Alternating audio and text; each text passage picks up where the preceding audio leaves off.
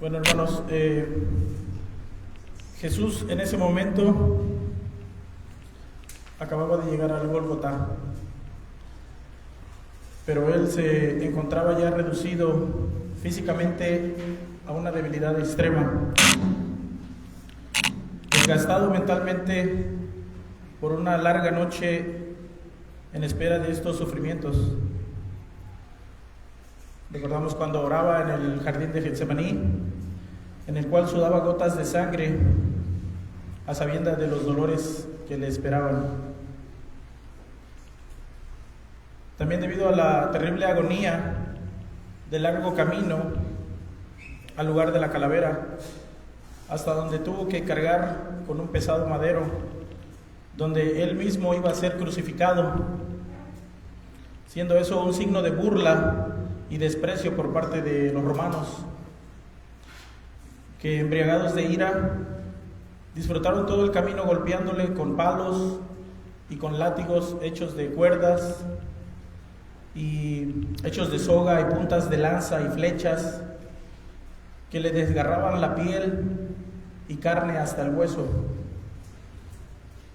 pero no sin antes haber sufrido y soportado los múltiples azotes por parte de guardias que por orden de Pilatos y de Herodes lo habían molido a golpes durante toda aquella mañana y gran parte de la noche desde la hora de su arresto. Sí, hermanos, nuestro amado Señor había tenido una larga noche de sufrimiento físico brutal y ahora tenía su cuerpo desgarrado por los azotes. Se le había puesto también sobre sí una corona tejida de espinos, que introducida la fuerza de esos espinos penetraban en su cabeza, haciendo que la sangre cayera sobre un rostro escupido por parte de la compañía del pretorio y algunos miembros del Sanedrín que le acusaron esa noche injustamente. El Salmo 22 nos narra de manera profética en el versículo 12. A ver si lo podemos poner en la pantalla. Salmo 22, versículo 12.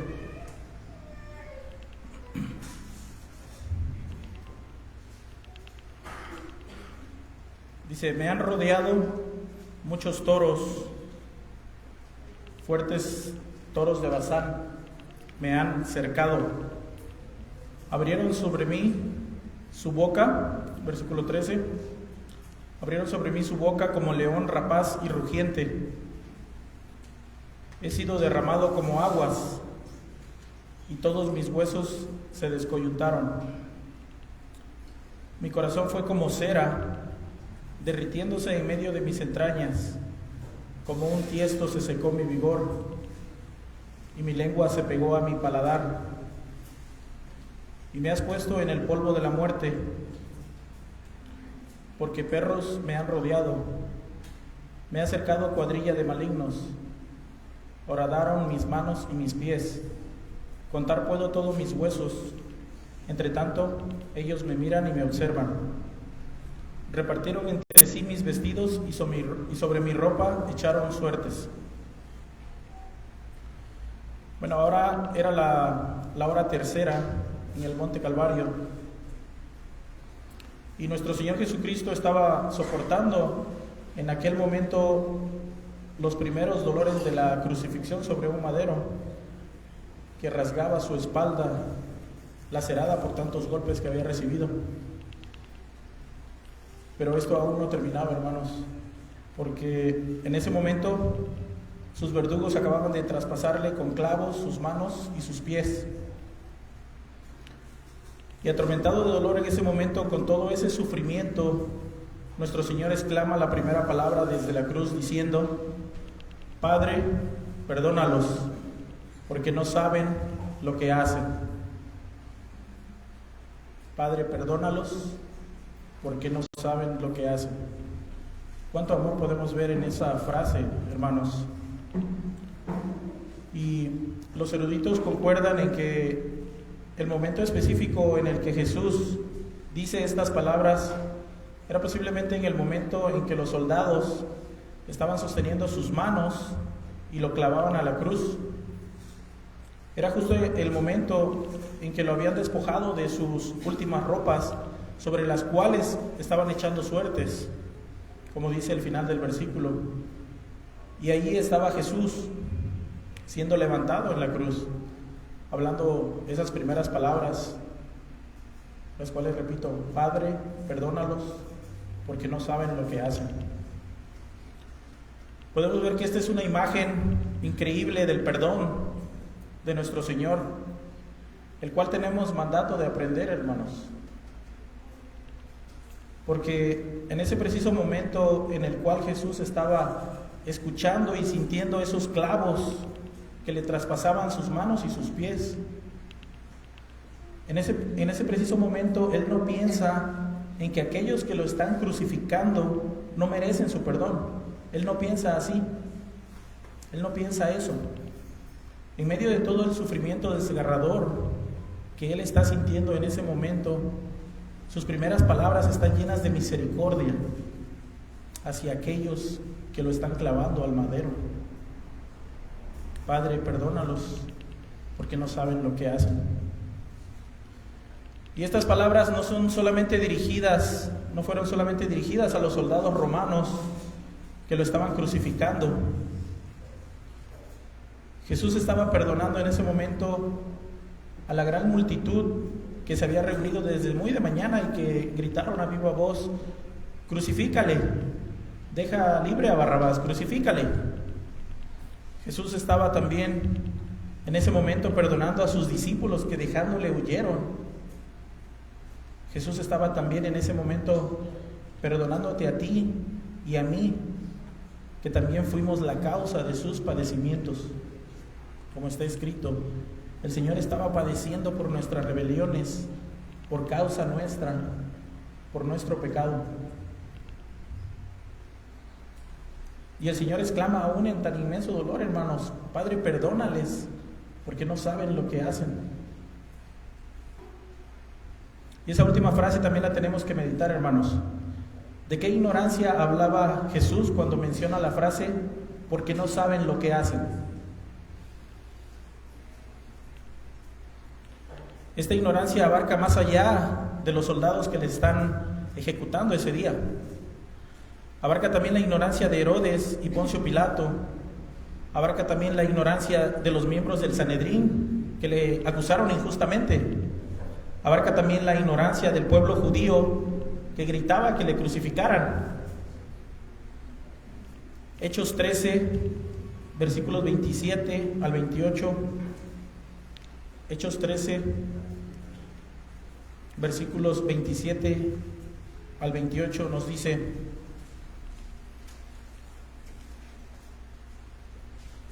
porque los habitantes de Jerusalén y sus gobernantes, y esta es la palabra que nos interesa, hermanos, como dice, no conociendo a Jesús ni las palabras de los profetas, no conociendo a Jesús ni las palabras de los profetas, que se leen todos los días de reposo, las cumplieron al condenarle, y sin hallar en él causa digna de muerte, pidieron a Pilato que se le matase. No conociendo a Jesús ni las palabras de los profetas. Hermano, esa palabra que dice Jesús, perdónales porque no saben lo que hacen, esa ignorancia abarca también la ignorancia que tú y yo tuvimos algún día. Porque hubo un día que tú y yo no conocíamos a Jesús ni las palabras de los profetas. Porque hubo un día en el cual tú y yo éramos enemigos de Dios. Entonces nosotros también éramos culpables de la sangre de Cristo y de esos sufrimientos, los cuales estaba sufriendo en ese momento. Como está escrito, ciertamente llevó Él nuestras enfermedades. Isaías 53, versículo 4. Isaías 53, versículo 4 al 6. Ciertamente llevó Él nuestras enfermedades y sufrió nuestros dolores, y nosotros le tuvimos por azotado, por herido de Dios y abatido. Mas él herido fue por nuestras rebeliones, molido por nuestros pecados. El castigo de nuestra paz fue sobre él, y por su llaga fuimos nosotros curados. Todos nosotros nos descarriamos como ovejas, cada cual se apartó por su camino. Y esa última frase que dice del versículo 6, Isaías 53, 6, mas el Señor cargó en él el pecado de todos nosotros. Mas el Señor cargó en él el pecado de todos nosotros.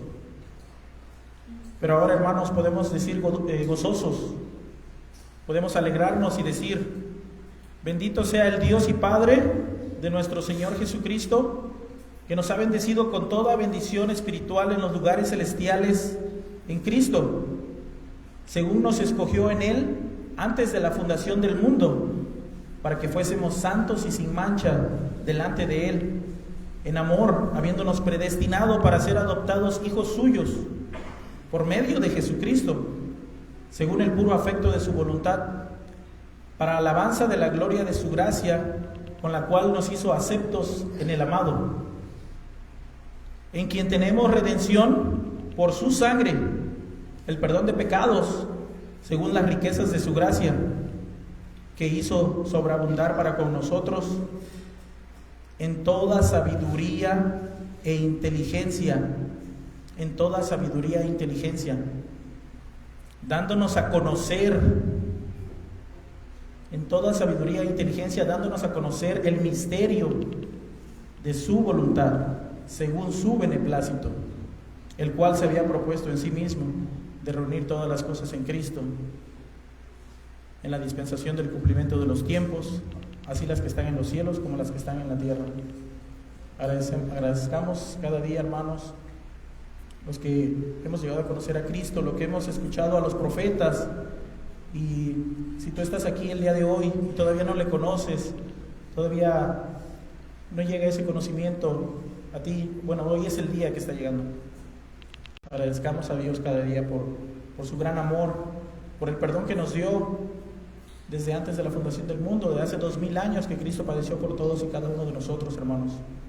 Amén.